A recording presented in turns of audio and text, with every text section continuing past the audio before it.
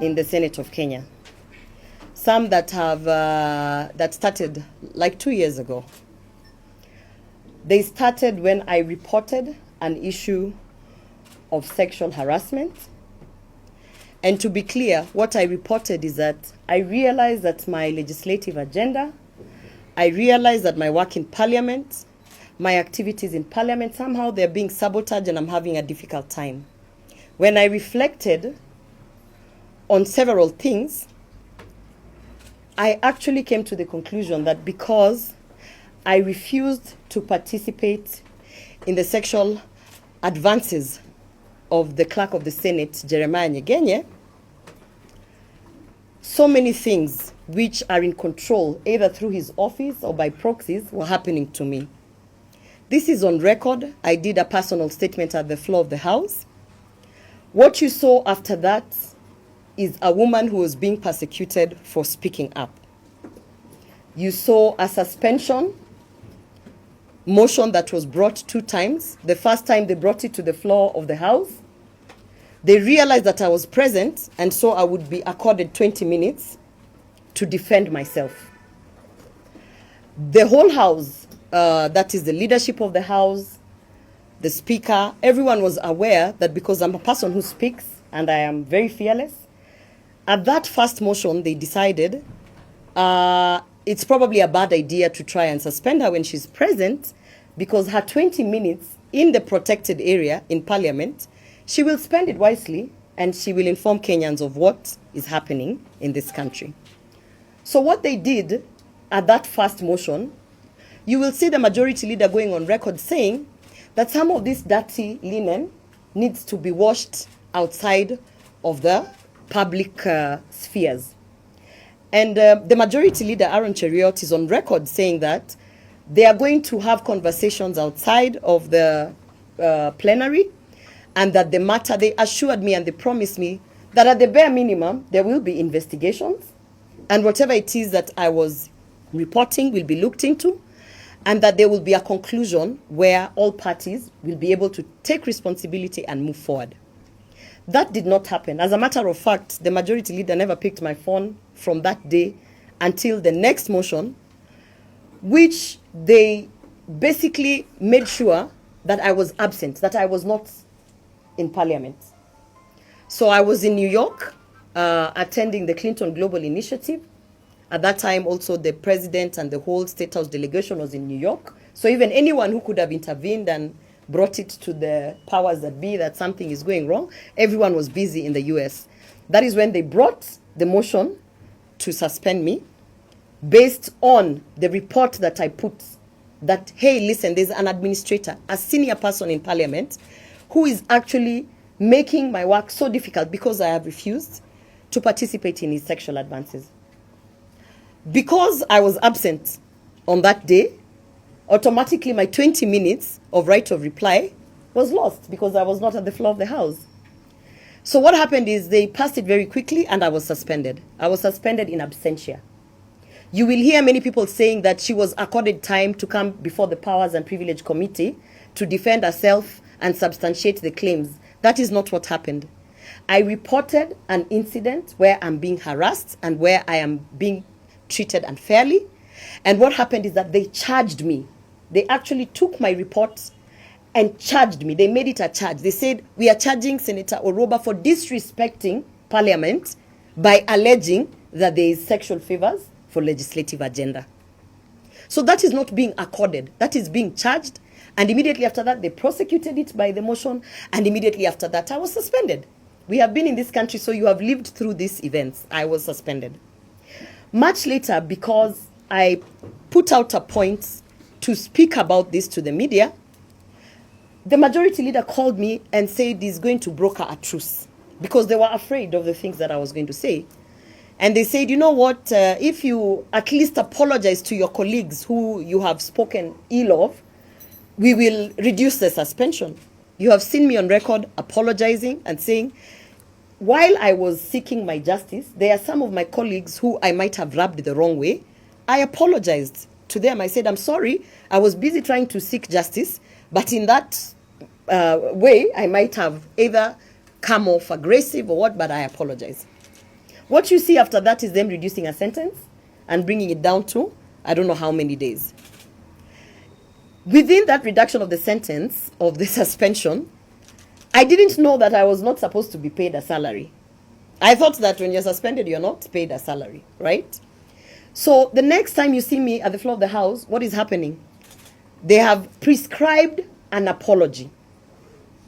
The clerk was part of the team that sat down and prescribed the apology. That is why he inserted his name into the apology. And you see me at the floor of the House saying, no, I'm not going to read this apology, because my legal team had already told me that the clerk wants that apology so that he can take the apology back to court and say, in fact, her allegations are false. She even apologized for it. And if you go to the court proceedings, which are public, you will see that the clerk indeed, even after I gave the disclaimer, he indeed took the apology and used it in court for proceedings that are ongoing, saying that the fact that she apologized to me it shows you that she was lying. That is not true. I have reported an incident of sexual harassment. To date, there is a letter to Parliamentary Service Commission. The chair of Parliamentary Service Commission is the Speaker of the National Assembly. The letter is out there. He chose not to act on it. At the bare minimum, in any workplace, at least an investigation must be conducted. I have been saying that if you think I'm lying, let the travel report of the Senate be released. Because then you will see that at the point when United Nations invited me to Brussels to the 53rd Assembly, the clerk gave an advisory that there is no money, yet there are people who are sent to the same forum. You will see this kind of shenanigans in terms of sex in exchange for trips, sexual favors in exchange for legislative agenda, sexual favors in exchange for all sorts of things, including office premises and locations. That is what I have been saying. Not one single entity has investigated this. I asked to be given the travel report, which is in the custody of the clerk of the Senate. He is the custodian of the evidence that will show you that there's a lot of favoritism towards certain senators. We are 16 nominated women senators in the Senate. We have 3 elected women senators. As the fourth estate, I challenge you to go and try and get data of how many of these people travel, how frequent they travel, why are they traveling, who is approving those trips. I challenge you to also go and find out all other kinds of favors, including why certain people, their bills are forever on the order paper, their bills and the legislative agenda is advanced, why certain people seem to have it easy in Parliament. I didn't want to take it there, but I respect the courts, I respect the judicial system. You are aware that the judgment of the defamation is out and that I have been fined 10 million for defaming the clerk of the Senate. I respect the judicial system. I know, because I am not new to the legal system, that there are many legal loopholes which criminals have been using to get these favorable judgments. Because they always say the law is on us, right? There are many legal loopholes. And I understand and I know the legal loophole that the clerk of the Senate used. He made sure that he will influence that my motion to suspend me would come when I'm absent. Because if I'm absent, he knew that I must speak the truth. And if I speak the truth when I'm not in Parliament, he knew that he could take that video and take it for defamation. That is exactly the legal loophole that he did. So his whole evidence is based on a video that I did in response to an already public engagement. It was already in Parliament being discussed that the clerk of the Senate is fighting with Senator Orwoba because Senator Orwoba has said that the clerk of the Senate, is making her life hell because he's not, I'm not playing ball. It was already in public through the parliamentary proceeding. He did not sue Parliament because he cannot sue Parliament. But he waited for me to respond because he knew that I had to respond, which I did. And that is the video that he took to take for the defamation. So I respect the process, the court proceedings. However, I don't agree with it. And that is why our country, we have an opportunity to appeal. So I have appealed and I am appealing. And my legal team has taken it. Even the 10 million is absurd. It is meant to scare any member of parliament who thinks that they will wake up and say, this is true, this is happening. It is meant to scare any woman.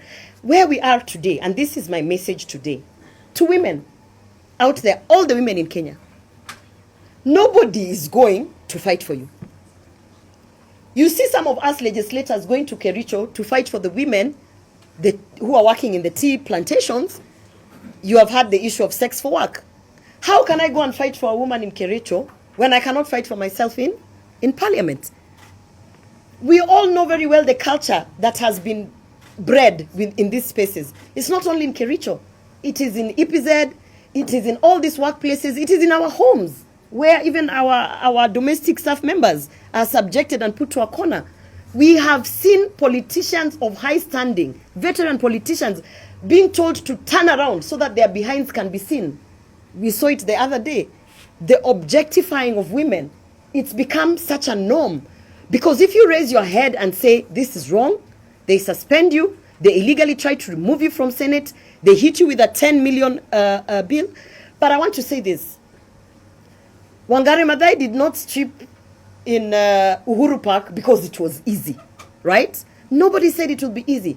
There is a price to pay to end the culture of sexual harassment. And I'm willing to pay that price. And I'm willing to pick up that fight. And I'm willing and I'm ready. And if they thought that is what is going to silence me, that will not silence me, because I know there are staff members in parliament who are raped in that parliament. Staff members who work there.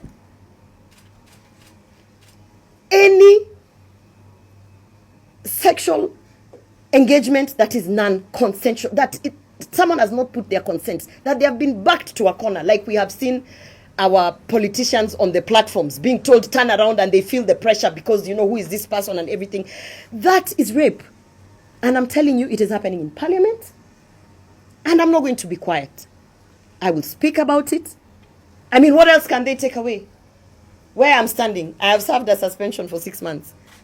Where I'm standing, I have not been paid my salary forever, you know. Where I'm standing, I have, I don't know how many court cases because of speaking up. Where I'm standing, my own political party does not like the guts that I can stand up and say this is wrong. What else will you take away from me? I know that you have sending me all sorts of signals, telling people to come and tell me that they will finish me. I know that there's a threat to my life.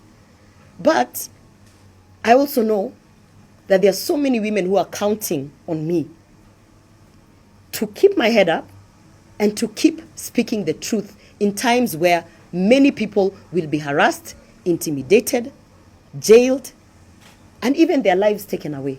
Innocent Kenyans being shot because they dared to go to the street to even demonstrate. I know that. So I want to say this to Jeremiah Nyegenye. This is a battle that I will take to the end. Because what happened in parliament, to me, is just but the surface. The women in parliament are suffering. Take it from me. They are having to do things that they would otherwise not even speak up in public. And so therefore, it is just time to end that culture. I believe there's space for us to politic without all this sex for work nonsense. And if we can go out and fight for the women in the tea farms, in the industries, wherever, we have to start from the spaces that we are in. It is wrong. I will never conform to it. And so I remain strong. My legal team, thank you, my legal team, for the work that they are doing. We continue to fight the good fight. And as you can see, do I look defeated? I don't think I don't look defeated. So if they thought this would bring me down, again, I say it, as I've said it before, bring it on. The only thing that will end me here is that they will kill me.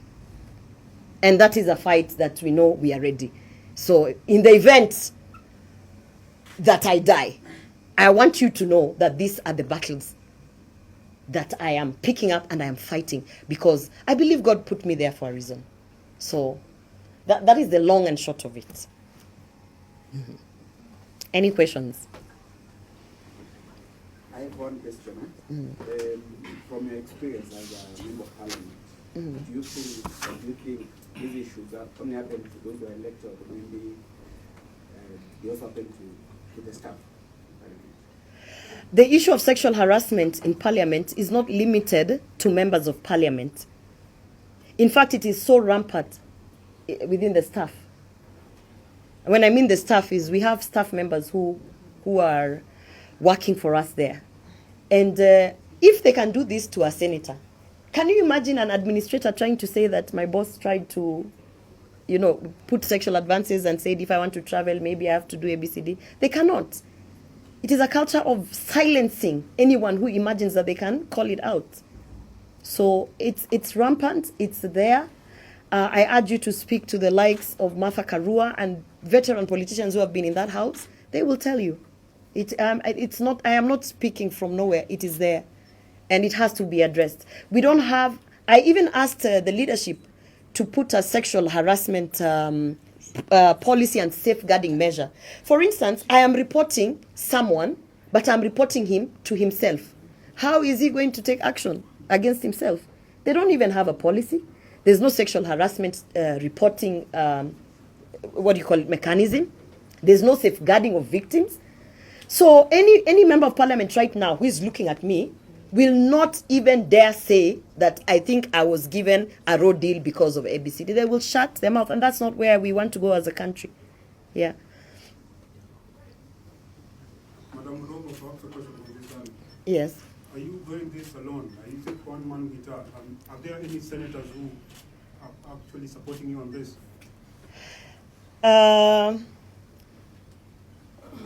I have not only senators but members of the National Assembly who are supporting me. They are afraid because they have seen what is happening to me.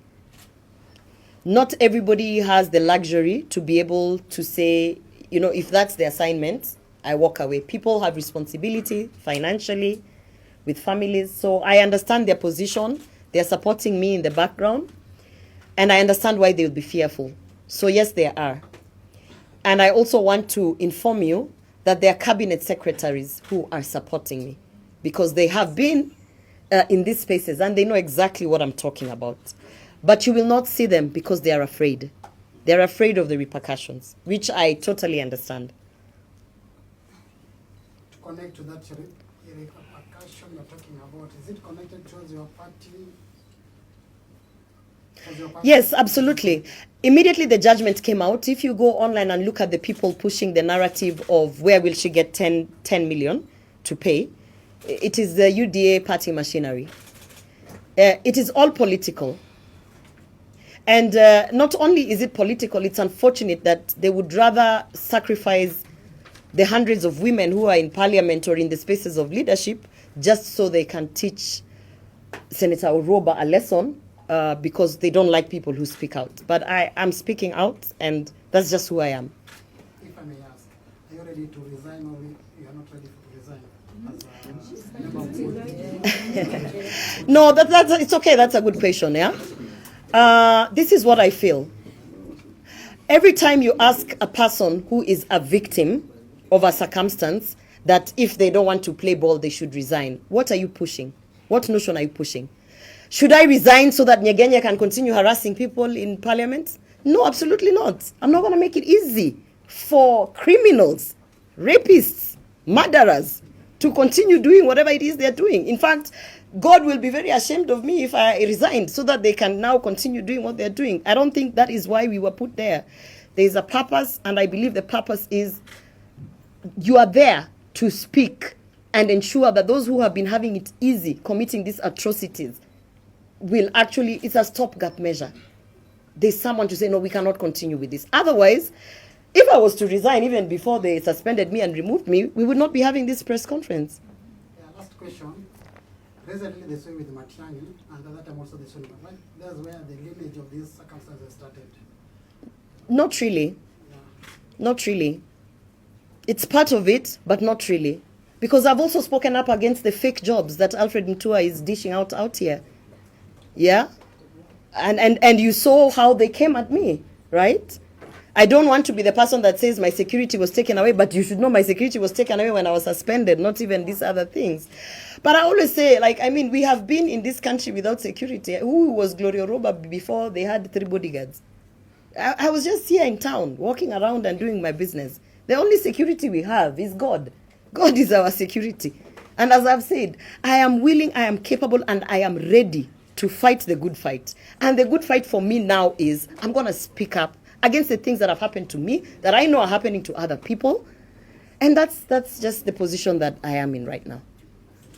So far, have you received any threatening? Yes, many. I've received many threats. Many threats. Every day I receive a threat. Every day I receive a threat to my life. My family has been threatened. Everybody around me has been, my staff members have been threatened. So we understand where we are in, but I also know that I cannot give in. Because if I give in, what are you people going to do? If I give in, what are the people in Kericho who are literally being raped in order to be given jobs? What are they going to do? So I can't give up. I can't give up and I can't give in. So this is it. Senator Orwoba, Jambo, Salama. do you have any evidence for sexual harassment? Maybe. That's a good question, because they said I didn't substantiate. If you look at my report, I said, oh, this and this happened, and now because I refuse to play ball here, suddenly my trips are being cancelled. Suddenly my office is this and that. Suddenly there's this fight and that fight. And then I said, in fact, if you think I'm lying, why doesn't the clerk of the Senate or the Speaker just give to the public, give to Kenyans, the travel report? Because the first evidence is the travel report. If today Kenyans are told that these many billions of Kenya shillings have been spent by senators, don't you want to know who has been traveling, where they have been going, who they have been going with, how much they have been spending? That data is not rocket science. That is data that if it is put on the table here, we can say, hey, Senator Orwoba, how come all the time you're always traveling with so and so? And are you an expert in agriculture, security, sexual rights and reproductive health? Are you an expert in everything such that any trip that comes, you're the only person who can represent the Senate? You know? That is the first evidence. But who is the custodian of the evidence? It is the clerk of the Senate. He has refused in writing to give to the public and even to the Powers and Privilege Committee and even to the court the travel report, which will then also show you how much he spends, taxpayers' money. Because, you know, when you say sex for work, you have to understand it is a negotiation. The person in power has to have something to give. The thing that they are giving, which you don't see, is approvals of travel. The thing that they are giving, which you don't see, is your office can move from this corner to that corner. Which you don't see is we have an ad hoc committee. He sits in the Senate Business Committee, which also puts your work in the order paper. There's a lot of negotiations for you to get ahead with your legislative agenda. One of the things that I want to be put to the public for Kenyans to see is the travel report. It's a document that is just sitting there in finance. In fact, you should be able to see that Senator Gloria Orwoba, since she lifted the Bible, 2.5 years, this is how much she has spent on local travel, and this is how much she has spent on international travel. He himself, forget the people who are now being given the exchange, he himself should be able to tell you, this is how much I have spent on travel. Why is that a secret? Yet it is taxpayers' money. Because in that travel report, you can then be able to analyze the data and ask yourself, is Karen Nyamu an expert in everything? Now, And ask yourself, is this other nominated senator so special that she's an expert in everything? And ask yourself, did even Senator Orwoba need to go for that trip? She knows nothing about ABCD. This is the accountability. And in that report is my evidence of, ever since I refused to play ball, you can even see from the travel that legitimately the things that I have been called upon to speak and represent this country, they were not supported. Yeah, and now, so how do I produce evidence that where the clerk is the custodian of the evidence? Now, in that assumption, can you Are the other senators playing ball?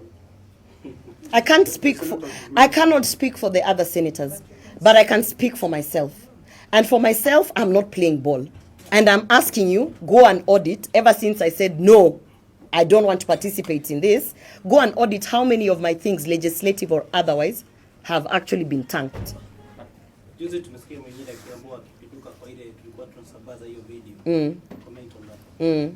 Isiyo ndio nimesema, ikifika mahali ambapo mpaka mwanasiasa kama yule Sabina Chege is not a first timer. Ikifika mahali kama ye anapata hiyo pressure mpaka anaambiwa mbele ya watu pinduka na anajipata amepinduka, unafaa ujiulize haswa ni nini hiyo inawafanya wanaogopa mpaka wanafanya vile vitu wanafanya.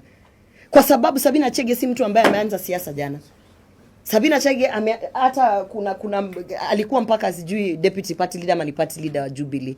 Huyo ni mwanasiasa ambaye unasemaje kwa Kiswahili, veteran politician.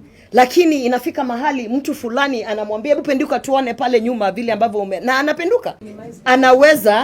Anaweza kuambiwa kitu ya kwanza kabla nikupe hiyo ofisi, hebu kwanza wewe ni mrembo fanya hivi. Unanielewa? Hiyo anakubali. Ya pili anakubali. Ya tatu, by the time amefika pale mbele ya watu anaambiwa penduka, vitu vingi vimefanyika huko nyuma. Unanielewa? Yeah, and that is what I'm saying, that culture, somebody has to say no. It has to end. Now, Madam Senator, quick one. How should we now take in relation to this? I gave 2 apologies. As I told you, the first apology, when the majority leader came to me and told me, we need this thing to come out from the public. There are some of your colleagues who felt when you are looking for justice, you didn't treat them well. My colleagues, meaning my senators, fellow senators. I said, I have no problem apologizing. There are some who actually I abused in a WhatsApp group because I was so mad. Why are you people not seeing what's happening? So in that moment, there are some who I abused. I apologized to them. I said, I'm sorry. In my quest of seeking justice, I might have offended you, and I'm sorry. I can apologize any day for that. My second apology was a prescribed apology by the clerk of the Senate. He will come and deny it and say it is a committee that wrote it, but he supervises that committee. The secretariat reports to him. If I was suspended by the Senate as a house and the senators as my members, where does the clerk of the Senate and his name come into a prescribed apology? It was his generation. And when I refused to apologize, what happened is, thanks to Gen Z, thank you Gen Z, they saw the wrong in it, they made a lot of noise, and there was so much pressure to end it. So I said I must put a disclaimer. So if you listen to my apology, I start by saying, these are not my words. I did not write this. I'm only reading this because it is a procedure in Parliament, and therefore I go ahead to read it. But what Jeremiah Nyegenye does through his people that he pays, they remove the disclaimer, then they share the apology. That's what he did in court. He also took the apology and said in court, in fact, she apologized because she was lying. I have never lied, and I will never lie about a serious matter such as sexual harassment. It would be such a shame for anybody to lie about such a thing, because that is not something you can take back. By the time I spoke about it, I had serious deliberations, understanding that the moment I speak, the repercussions around it for both parties are very dire. I'm very aware. That is not something I can lie about. And I have not been caught on record anywhere lying. That's not my character. I know my character is I'm passionate, abrasive. There are things I will accept, but I never lie about certain things. Actually, about everything, but in specific, sexual harassment is not a thing. I mean, I have kids. I have a son. I do not imagine there's a time someone will wake up and lie about my son in a certain situation. So let them just investigate it at the bare minimum, and at least accord other people in Parliament who are going through this a chance to feel that something is happening and there is an investigation, there's a policy, there's a safeguarding measure, at least so that even the women who are now very scared of speaking, they might not speak up, but they might get that relief that in the next 2 years or so, 25 months, the people who have been arraigned for terrorist activities because of political persecution. Yeah? So, I mean, let's also be honest in the context that we are living in. I am not going to subject my family. Myself, I don't have an issue. But my family father to persecution. Yeah. Thank you.